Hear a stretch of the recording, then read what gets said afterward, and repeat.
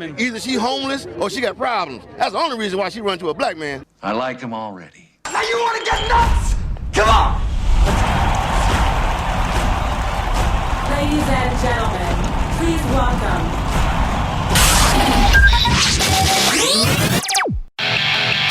Producer, director, writer. He is the ultimate filmmaker and bona fide foodie. You're listening to The Quidditas Factor with Michael J. Arbouet.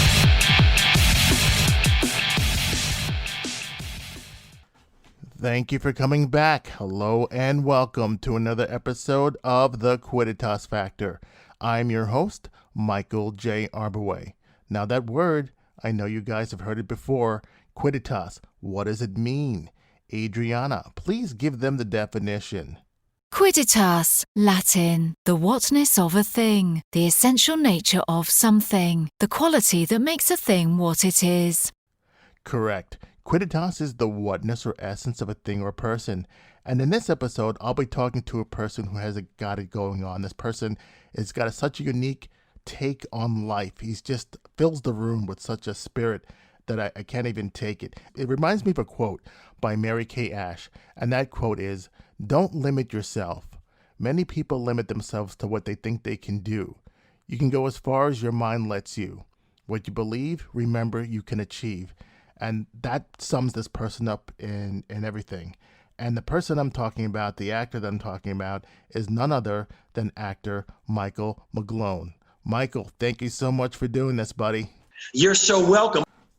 So anyone that listens to this show knows that I always like to start the show with this first question. When you were like 8 or 9 years old, did you know that you wanted to be an actor? Is that what you wanted to do? At 8 or 9, I would not say that it was a conscious thought that it would be a profession. Though I will take you back just a little earlier too to my birth and let you know that I came into this world, Michael, to do everything that I'm doing. And it was a matter of it being revealed to me consciously through experience that that would be the case. Though I do believe it was my birth destiny to be a creator in a number of different ways. And when I was 8 or 9, I had already had experience of people seeing that I responded very positively to being the center of attention. And I had been put in shows and on stage and used in various performance-oriented ways. So it was something definitely that was abundantly clear in my nature and in my personality. There was no consciousness of it being a professional direction at that point, though. Mm-hmm. That came later. Okay, so let's go to high school. When you were in high school, were you part of the drama club? Was that like a thing that you did back then? Yeah, they called it the program, I believe. And I was very athletic growing up, and I played football and lacrosse in high school. We played a number of sports, me and my brothers and my sister, and I gravitated finally most to football and lacrosse.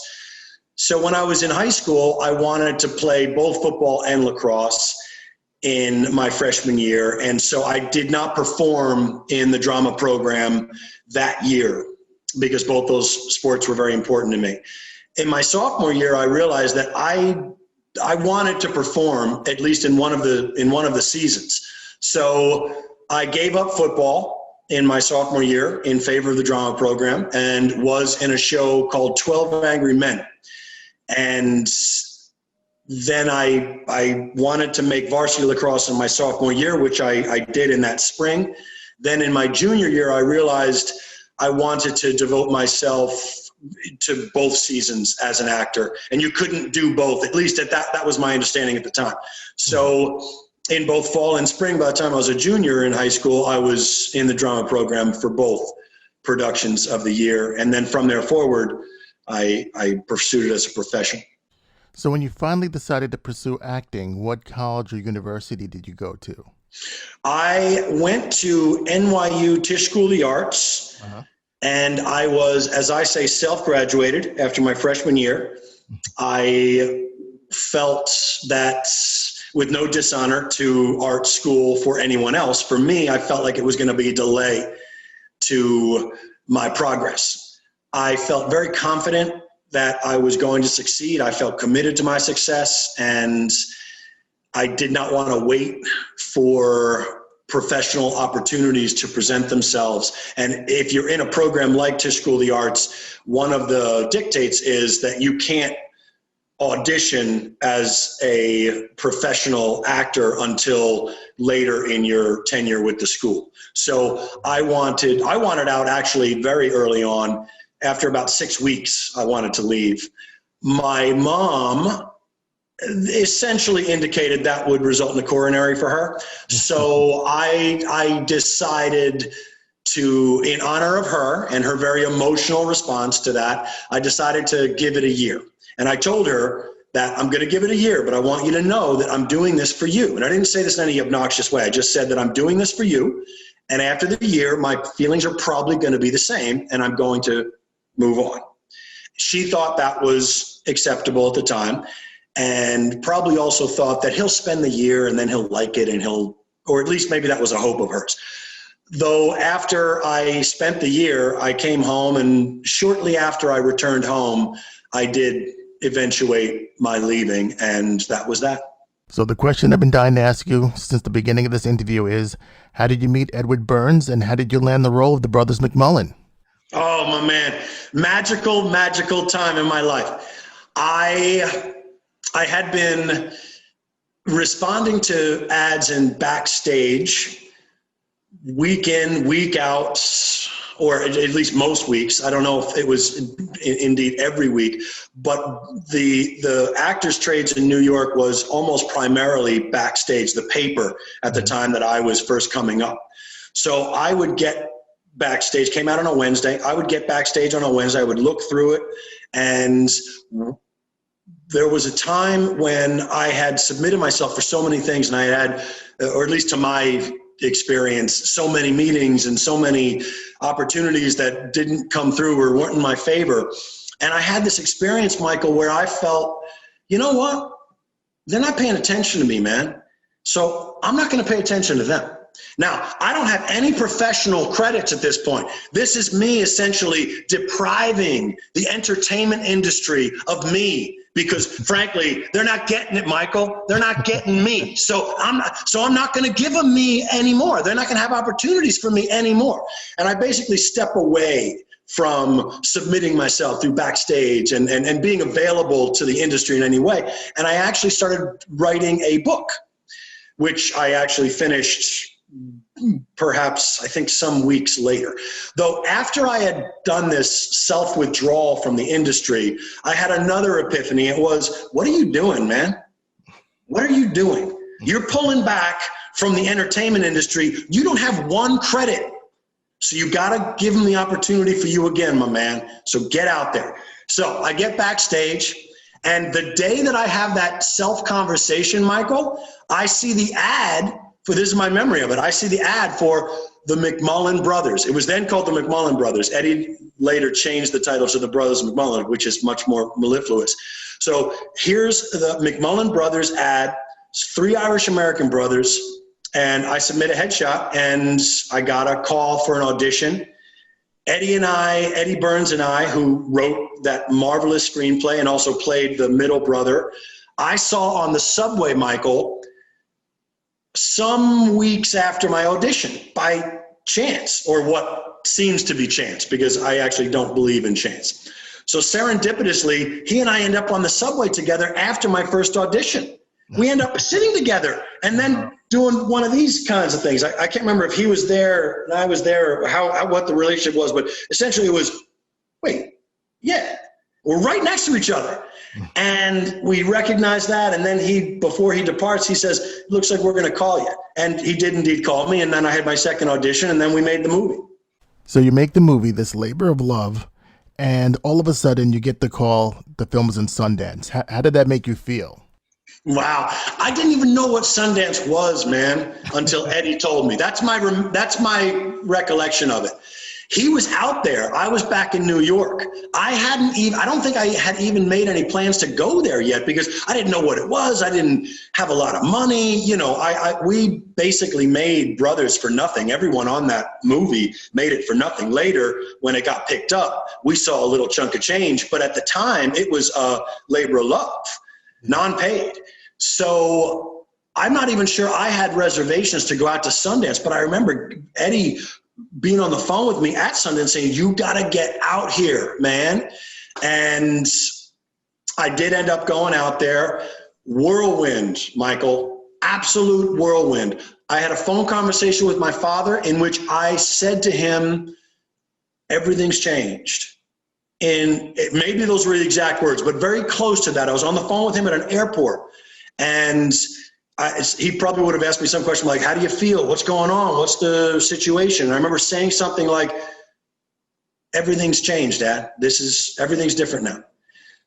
Sundance essentially let the world know that we existed, and it was our entree into a popularity that was so intense, Michael. So many people love that film. And I don't express that with any arrogance. I express that with gratitude. When Brothers came out, there were so many people who had such a good experience with that film.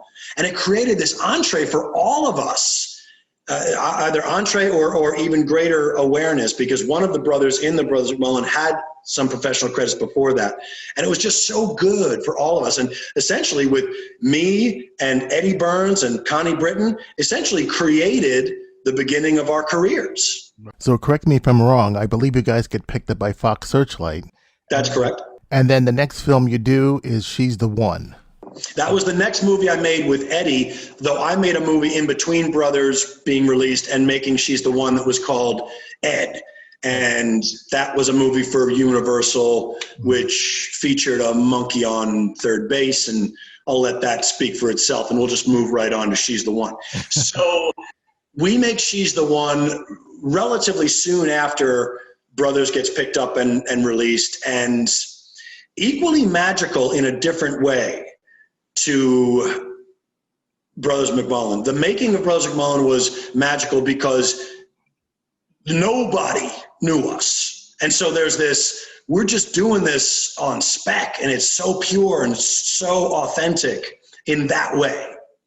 She's the One was very authentic too, though the experience and the magic of it came from so many people knowing us, and us now being given millions of dollars to make a film, or Eddie being given millions of dollars to make a film.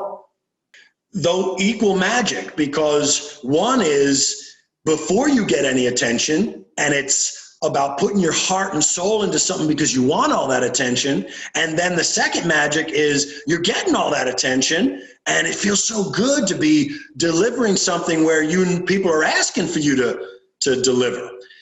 Very, very special. And in their unique ways, the most special films that I've made. For my listeners who are listening to the show all the time, they send me emails asking certain questions of actors. And so the question I have for you is, how long did it take for you to get an agent? And was that hard? I had a freelance agent, non-contractual, before Brothers, and I had some activity there. And then I think it went the way of just non-communication. I stopped hearing from them, and then I had another relationship with someone else, and I think that was contractual, though I stopped hearing from them. And then I got Brothers after I'd had at least these two relationships, and was, I don't think, contractually obligated to anyone by the time we were in the flow of making Brothers. And that was to my advantage. I didn't want actually anyone to have me at that point because I felt they weren't calling me. And so once the contract was over, it was to my benefit that they weren't communicating because I wanted to be free. So after Brothers went to Sundance, then I was getting a lot of attention. Up to the time it was at Sundance, though, I could not get the attention that I wanted from the agencies that I wanted to work with. One of the stories being I had footage from the Brothers McMullen, the grand jury prize winning film of Sundance Film Festival. I had footage of my performance in that film that I sent to an agency, and their response was, "There's nothing we can do for you." And I think those were the exact words. Wow. That same agency was doing everything that they could, or at least it appeared that they were calling out all resources to get me to sign with them at Sundance. Same agency. So it's a story that I want to inform people who are in a place where they're not getting the attention that they want. If you do your work and you continue to do your work, it is great work. It's only going to enhance with more work. And don't listen to rejection. Only listen to your passion to do the great work. And then they're going to come. They're going to come. That's a fact. You have to stay in it. You have to continue to work. You have to continue to move forward. And rejection is a part of the game, man. And at all stratas in this industry, rejection is a part of the game. And the hustle is in many ways the game, not only in entertainment, but in everything. You have to stay sharp. You have to stay in the ring, proverbially speaking. And it's marvelous. And if you can embrace that, it's not about final results, it's about constantly working, it's going to be great. So let's backpedal for a little bit. Let's talk about the movie She's the One. So you're in this movie and you're married to Jennifer Aniston and having an affair with Cameron Diaz. Tell me a little bit about that experience. Okay. You mean that I was newly arrived in the industry working with them? Yeah. Okay. Yes. So, well, that felt very natural. I've always had a very confident personality.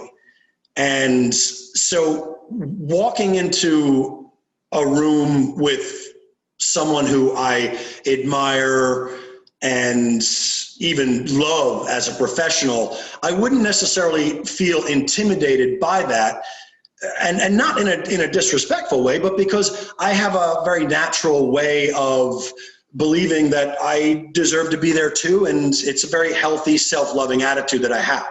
So being on the set with them was so enjoyable, though there wasn't the intimidation factor that I think some other people might deal with. And I don't know what other people deal with, but I know that certain other people might feel that, because of their credits or this person or that person, that there's some inequality and they might respond from that place. That wasn't ever really my way of responding to environments. As I said before, I essentially always felt that I belonged where I was. If anything, literary heroes were the people that when I got around, I had a sense of nervousness. And again, it wasn't necessarily that I didn't belong there, but I felt the stakes were somehow higher. And again, no disrespect to any actors that I've met. Something about the literary world for me was more sacrosanct. It was, oh my goodness, when I met William Kennedy for the first time. William Kennedy's a fabulous Irish-American author who guided my writing in my early 20s almost primarily. I discovered his books and I read them voraciously, almost all of them within a 6-month period, probably, something like this. And when I met him, I remember feeling an excitation, a nervousness about how important it was to meet him. And again, no reflection of other people not being important. They're very important. What I'm saying is that when I met him, on some level of my esteem for the art form and what I had experienced as his guidance as a writer, as an author, there was something where that existed at a higher vibrational level for me. So on She's the One, when I met Jennifer Aniston and Cameron Diaz, it was also in the context of them wanting to be there too. Eddie was very sought after, and they wanted to be in that film. And I was a part of the project that made him so sought after. So in addition to me always feeling this kind of self-appreciation, there's the fact that, oh, well, you wanted to be here with me too. And Jennifer Aniston, in fact, auditioned for her role in She's the One with me, because I was already set. Eddie wrote the role for me, and she was reading with me. And she and I went out to have a cigarette. I was still smoking then. She and I had a cigarette together, and she was talking about how she was looking at these film projects and looking forward to people realizing what she knew, which is that I can do this, because she was a television star. Right. And she wanted to have more film activity. And at the time, I don't think that she was getting the recognition that later she would get. And I remember her saying that to me, that I want them to see that I can do this. And of course they did, because she is marvelous, and she showed them all that. And she's marvelous in that film. She's a wonderful person, and we had such a great time making that movie together. Michael, I love your positive attitude. There's a quote by Neil Gaiman that says, "Fairy tales are more than true, not because they tell us dragons exist, but because they tell us dragons can be beaten." Now, in this business of show, where things are so tough in show business, what advice would you give to actors who are trying to make it? How do you stay so positive? I'll tell you this. On a personal level, which is where everything finally rests, Michael, for me, because whether we're talking about my profession or we're talking about me drinking tea in the morning or doing push-ups, etc., it's all the same. The attitude that defines my life is, I want the best life that I can have. In order to do that, I have to have the most positive attitude. It's that simple. I don't look at things anymore as strictly difficult or easy. I look at them through the perspective of, do I have to do this or not have to do this to have the best life possible? So I have to do this in order to have the best life possible. I'm not going to spend any time thinking about it being difficult or it being easy. I'm just going to focus on the fact that I'm going to do it. Period. Done. And that will guide my action everywhere. What is necessary for me to have the best life? If it's that, I'm going to do it. If it's not that, I won't do it. Or it will be recreational or something else. But that's how I maintain it. It's basically a daily commitment to whatever's necessary to get done what I need to get done. And don't spend time thinking about difficulties or hardships, etc. Know what you want and go after it. Do not quit and do not stop. Great advice, Michael. So tell me now about your passion project. Tell me about Kenny the Gun. Is it sold yet? It hasn't been sold yet, though in connection to what I was speaking of just a few moments ago, it will be sold. I've committed myself to that happening. I promise it to you and everyone else I speak to about it. I promise it to Kenny the Gun, who's the central character in the scripted series that I have created. And that is a project that exists for me in an extraordinarily special way, because it's one that has made me feel an elevation and height of vibration in myself, creatively and personally, that I am relatively certain I haven't felt since I made the Brothers McMullen, because it's so fresh, it's so connected to me, it's so abundant with what I know is good about what I can deliver as an actor, what I can deliver as a writer and a director, because I actually have a series presentation that is 30 minutes long of Kenny the Gun, which we're using to sell it. And I directed that and I produced that. And Kenny is, like Patrick McMullen, the character I played in the Brothers McMullen, an Irish Catholic from the Northeast. He's from Queens. Patrick McMullen was from Long Island, though there's only so different you become. You put an Irish Catholic guy anywhere in the world, and there's only so different he's going to finally be. So Kenny the Gun is an Irish cop from Queens, and he's a little closer to the street than me, meaning that his language is a little rougher. He's a little more of a pugilist. We both box, but he's a little closer to throwing a punch than I am. And he's also a very loving guy. He's a guy who's very tough, and he can also be very tender. And these are reflections of my personality. So he's very close to me in a lot of ways. We're brothers in a lot of ways, though he is a rougher version. And I love playing that rougher version because it enables me to play something that is perhaps not as far along an evolutionary path as myself, but one that has equal value to me in a whole bunch of ways. Here's a question for you. What's something that people seem to misunderstand about you? I'm a communicator, man. I communicate a lot, abundantly. There's no negative judgment of me saying a lot. I use the word abundant very carefully because it's a positive thing.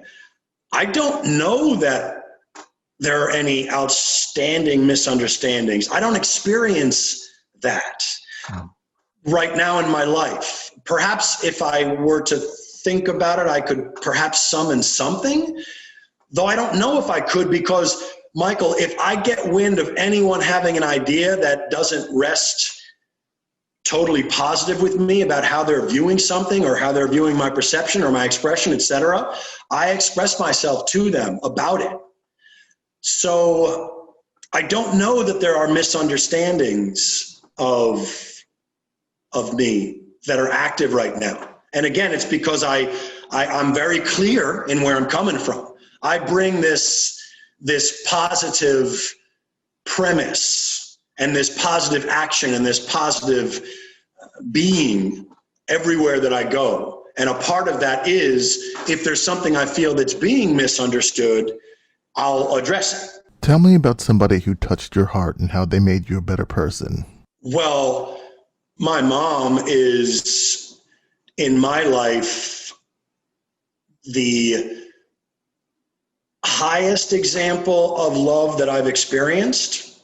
Her love of me has in many ways informed how I love.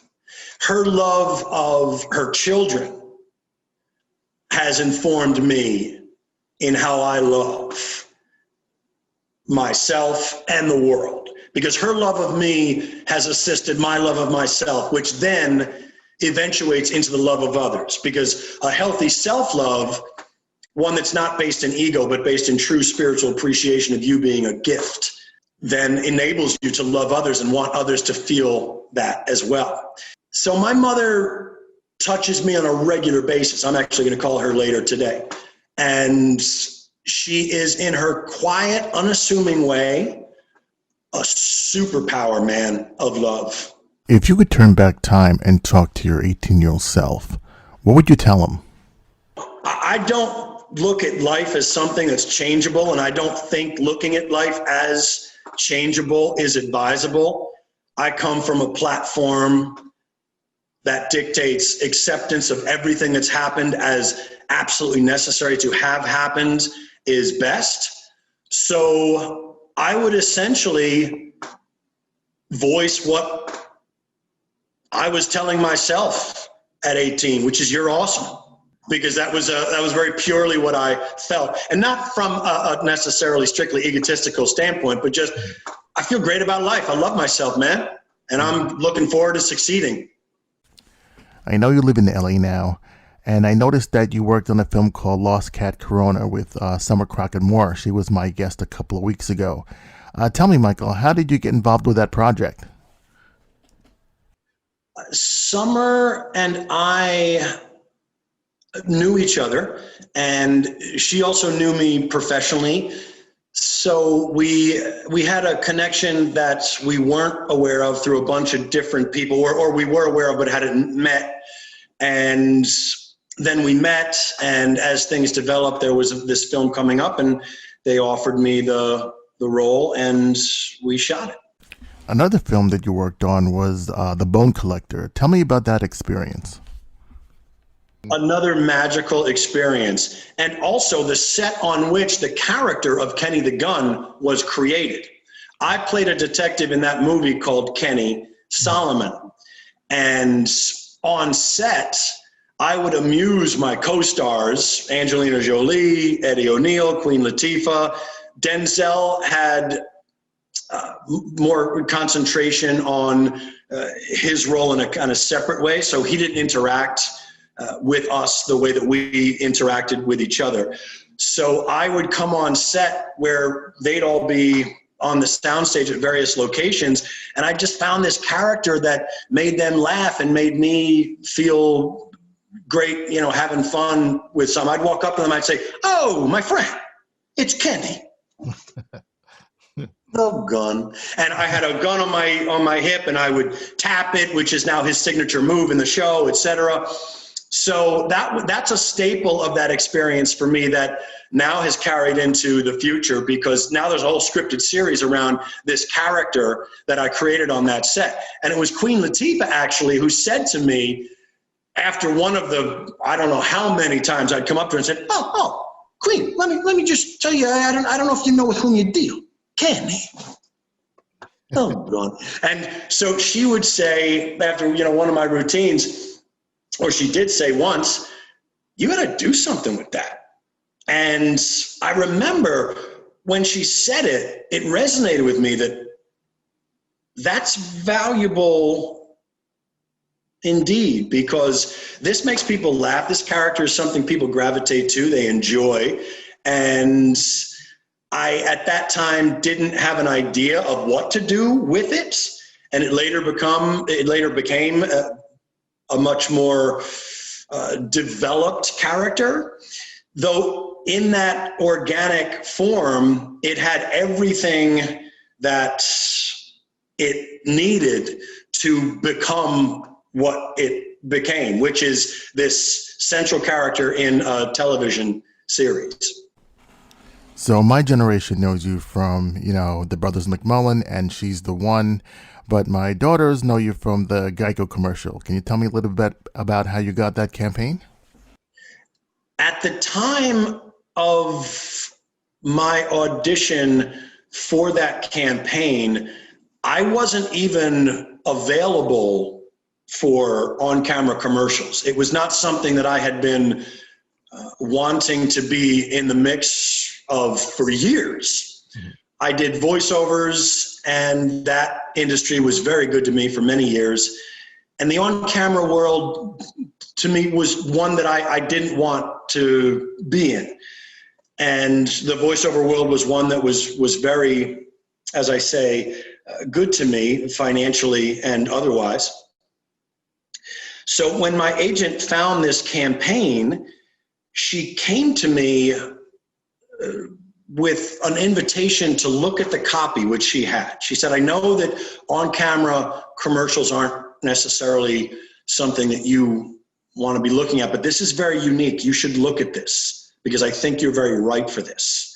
And she also said that this is a campaign. So it had a higher status than other commercials, with no dishonor to other commercials. Other commercials are providing employment for lots of people, and I stand by that, and I think that's wonderful.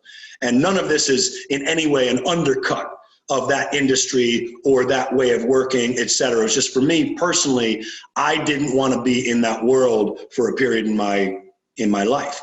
And then this came up, and I did look at the copy, and it was hysterical to me. I thought, this is so funny.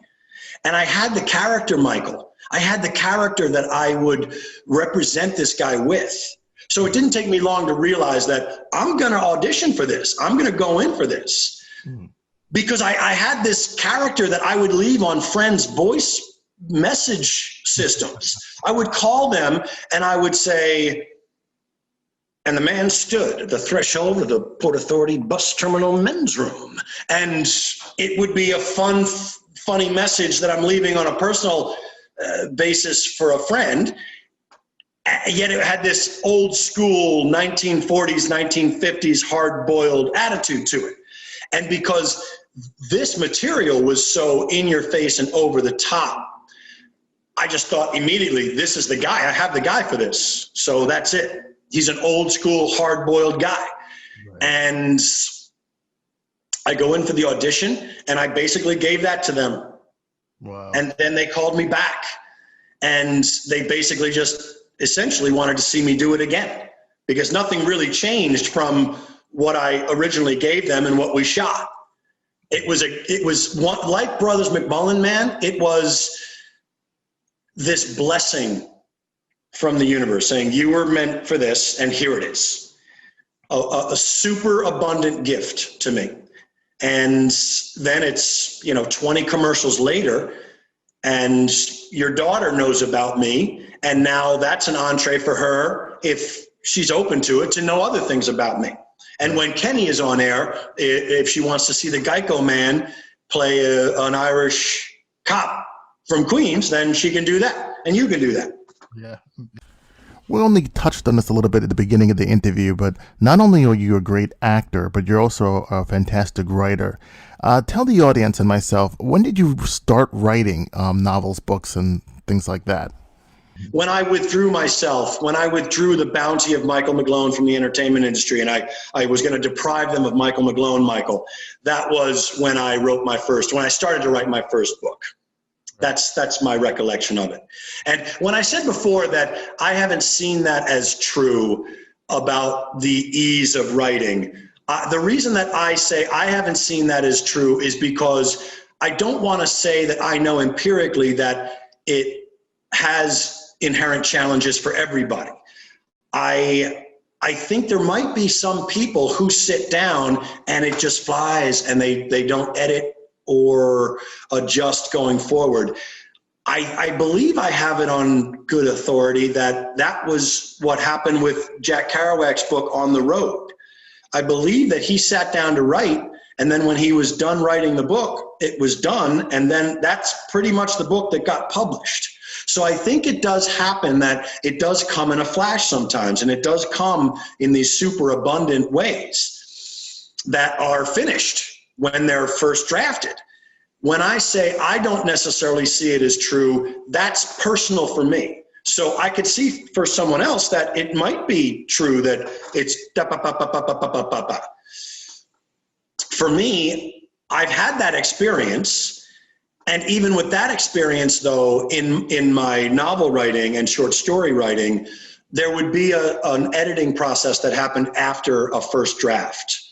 So when I finished my first book, Cal, it took me about 6 roughly weeks to finish a first draft. And I will admit that I thought it was finished. I did think that was the book. And I was so happy just to have finished it, Michael, that when I went for my run that night, I think I literally skipped at one point in the run. In mid-stride, I just skipped because I was so happy that I had finished my first book. Because for me, that was a major achievement. And it was not finished, at least as I thought it had been. I didn't see that until months later, or maybe even longer than months later. I received a response from a publisher, a very well-known publisher. One of the best responses I've ever had, Michael, and it was very brief. He wrote back, and his letter was, "The writing is simply not good enough. Good luck elsewhere." Michael, that was so painful to read. Yet we always know when we hear the truth. Right. And when I read that letter, Michael, it hurt so much, probably because I recognized it was true. I didn't go back and redraft that book probably for a long time, but I remember the pain of reading the writing is simply not good enough. And I also remember being even semi-consciously aware that, okay, so we're going to have to rework that one. And that was, the first of many revelations that led to me creating a book that now I do believe is finished. I won't keep forgive me, though. I didn't answer your question about the process. Yes. In terms of writing. So if I can, I'll go back to that and answer that question. It can vary, Michael, based on what form I'm writing in, because I write for the screen, I write books, I write short stories, I write poems, and so it varies based on what form I'm in. If you're asking about the novel, I will sit down and essentially now my process has become that just get any kind of anxiety out of your way about a blank page or the thoughts of the difficulty of it. As I told you before, I don't operate anymore from a place of examining the difficulty levels of things. It's really just, do you have to do this or not have to do this? And in terms of a writing day, finally, are you going to commit to writing today or not? Because if you're not, then go about your business and accept that. But if you're going to commit to writing today, commit to having a day of writing. And that primarily is my process, no matter what it is. You're going to commit to it, and you're going to get that day's work done, whatever it is, whether it's a revision day, an original work day, etc. But commit to it. Like I said before, do not give up and do not stop. That as relevant to everything. So really fundamentally, that's my process with writing. If you're going to have a day of writing, have a day of writing. If you're not going to have a day of writing, accept it and know that that's what you chose. So that would be it. And just keep going. If you want success in anything, stopping is not the way you get it. So at the beginning of this show, I always tell people what the word Quidditas means, which is the whatness or essence of a thing or person. But in layman's term, let's say Quidditas is just magic. What is your magic power? What is your Quidditas? Michael, what a wonderful question. On some level, I have to say, I'll get more specific too, but I'm going to give you a general answer that involves all of us first, because I truly believe that we all have this. And it's that DNA, man. If you look at it scientifically, your DNA, there's nothing else in the universe like that, Michael. My DNA, nothing else in the universe like that. So inherently, that's the magic. Then when you get more specific, it's when you start dealing with yourself authentically. No more imposition of what you should be, what you could be, what you would have been. Just, what am I? What am I? What do I want to do with my life? How do I have the best life? You start stripping away all these things that distract you from your perfectly authentic, beautiful gift self. And then you look and you see, and I see the actor. I see the writer. I see the person who walking down the street wants everyone they meet to feel wonderful about themselves, because that's as important as anything to me. People loving themselves and having a higher vibration because we met. So I look at these things and I think, oh yeah, these are my gifts. Those are my gifts. My gifts are creative talents, the talent to create in literary form, in performance form, in communicatory form, and also to affect people. I've realized that I have an ability to affect people in a positive way. And I love it, Michael. I love it. It's a gift that makes me feel so happy to be alive, because when I meet people and they tell me, ooh, I feel uplifted because of what you said, and you showed me something that is valuable to me, I feel so gratified, Michael. And I want to bring that into my work as well. And I do bring that into my work. It wasn't always a fundamental understanding of mine that could be in my work. Though if you're doing good work, there's only so far away from that you're going to be, because if you're doing good work and it gets out there, it's going to inspire people. If you can inform that work, though, with the spiritual awareness that it's all fundamentally about bringing people to a higher level of awareness of their worth, then your work is, I believe, only going to correspondingly expand in its latitude as well. So as far as that is what I identify as my essence. God gave me the ability to affect people in this positive way in a variety of ways. And I believe that's the answer to your question. What is the best compliment you've ever received? I was thinking about compliments I really loved not long ago. Best compliment I've ever received. But I was on the phone with a friend recently, and I remember telling her that that's just such a wonderful thing to hear. She was talking about how I reflect something in life that I dearly want to. Because I was telling her what I want to reflect in life is something that's very high vibrational and very valuable to other people in terms of seeing their own worth and loving themselves. I want to be a positive example of what is their capacity to love themselves. And she had said, well, you do that. And I remember the way she said it was, oh my goodness, what a nice confirmation that is. Because Michael, I want to do it whenever I'm in the world. I want to talk to people in a way where when we come away, it's going to be greater enrichment that we feel because of the love we shared. So the best compliment that I've received is some form of, you bring to me feelings and awareness that I want about my value as a human being. That is something that goes right to my heart in terms of my life. Tell me about a funny story that happened on set or something that, just made you smile. This isn't necessarily a crazy story, but it's an amusing story and it's a fun story. Mm-hmm. So I'll tell this story, and then if you want something else, I'll look into the vault and see if I'll give you something else. But this is the story that leapt to mind, and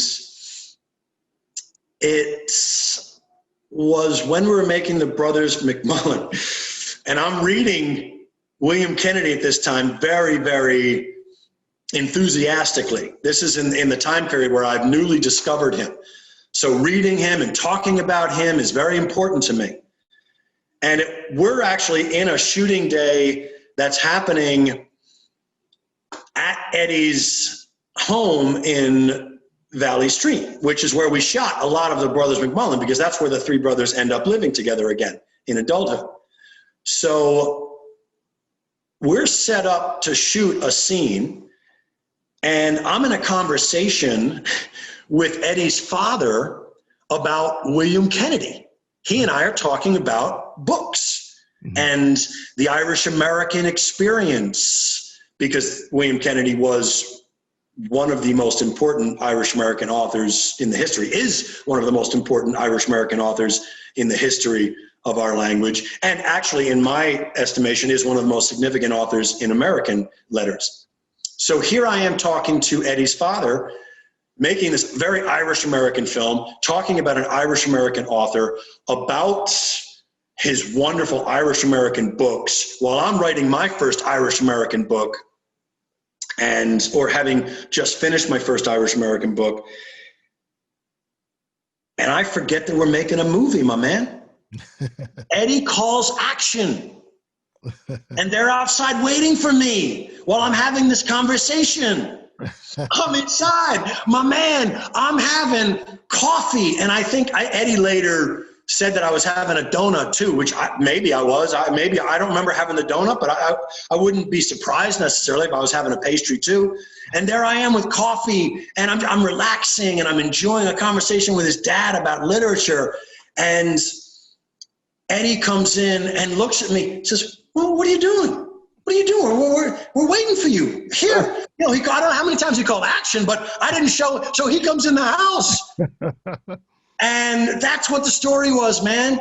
And later I told that story to a New York Times journalist, and she titled the New York Times piece that they did on me after Brothers was released, or after its premiere.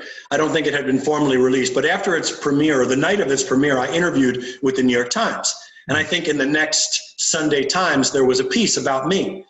And the piece's title was "A Quiet Literary Type Emerges When the Director Calls Action." And the reason she chose that title is because I told her that story. So she was bearing reflection from the fact that, yes, there is this very extroverted person. Then there is this literary type who just loves talking about books and writing books and being very conversational about them. And magical time, man. That story, that time, everything about it. My final question of the day is, what advice would you give to people who are trying to make it in this business, or just life advice in general? What would that advice be? You always know when you hear the truth. And so when you do receive guidance and input that you recognize as true, even if it's difficult to accept, recognize that you're hearing something of value. Sometimes, based on where we are in our lives, the truth will feel like a painful experience. It can feel like a painful experience, not all the time, but sometimes. And some of the most valuable input that I've ever received caused me pain. It was pain that I needed to have, obviously, because that was karmically necessary for me, and pain that was unavoidable for me to move through and get to a more elevated place. So even if it's painful, accept the guidance. Also recognize when it's not guidance. Recognize when it's negativity. People discouraging you, people wishing toxicity into your life by expressing negative things. Trust yourself. Trust yourself when you're hearing the good news, and trust yourself when you're hearing what you don't need in your life, and how that can guide your decisions about who you want to have in your life. Because finally, you're going to be responsible for everything that's happening in your life. And if there's a whole bunch of negative stuff happening, that's because you're inviting that in. So take responsibility for everything in your life, and know you can always eliminate negative and invite positive. And do that again and again and again, and you will have the life that you were destined to have in the positive universe, not the negative universe. You don't want to live there. That's what I feel. Organically, no one wants to live in the negative universe. A lot of people do. That, however, is a reflection of them not accepting a level of responsibility for their life. And if that's truly what they choose, I can't be involved. That's your choice. Though I would still advise anyone, even if you're in a deep, dark place where you're choosing grievance and complaint, just realize it's all happening because you're inviting it. It's all happening because you're setting that up. You're in control of this. You're responsible for all this. So choose the positive, choose the positive, choose the positive. Not one time in my life, Michael, have I applied my values in this way and not seen a good result. There's not one time I've chosen the positive path and had a negative result. Not once. Has never failed me. So if it brings you pain, doesn't mean it's not positive.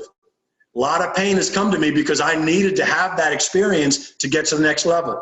A lot of great love comes from significant pain. So accept it all, be it all, you are it all, and keep going. Michael, before I let you go, I'm going to leave the audience with this. I have one last question to ask you, but before I ask you this question, I just want to play a clip for the audience because a lot of people don't know this, but you're also an accomplished musician. And I wish I had more time to go into detail about your singing, but I'm just going to leave them with a clip. I just want to let them hear this clip just because I think that it's completely awesome. So here it is. Adriana, please play the clip. There's this greatness here inside me that I am going to show the world. I will join hands with my brothers and my sisters, and what will unfurl is love.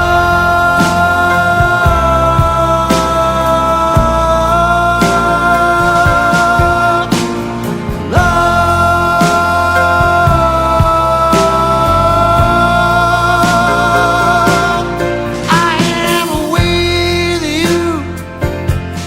You are with me. And we are broken. Michael McGlone, author, actor, musician, Thank you so much. You're so welcome, and thank you also. If people want to know more about Kenny the Gun, how can they get in touch with you? If anyone wants to explore Kenny the Gun, please know, if you search Kenny the Gun Google, the YouTube channel is going to come up, and a trailer for the show that is currently active is also going to come up to give you an idea of the character and the show that's coming up. Michael, thank you so much for being on the show. Can you take us out? This is Michael McGlone, and you're listening to the Quidditas Factor. Thank you for listening to the Quidditas Factor. I am Michael J. Arbouet. Before I let you guys go, please visit my website at www.mikearbouet.com. That's MikeArbouet.com. And please check out the Quidditas page and go to my shop and go to Arbor Artifacts and buy a t-shirt that will help keep the show going, as well as my wife's Etsy store. That is Poem Jewelry Design. She makes wonderful jewelry, so if you're looking for something for someone, please check that out. And also, if you want to become a patron, please, by all means, check out my Patreon page.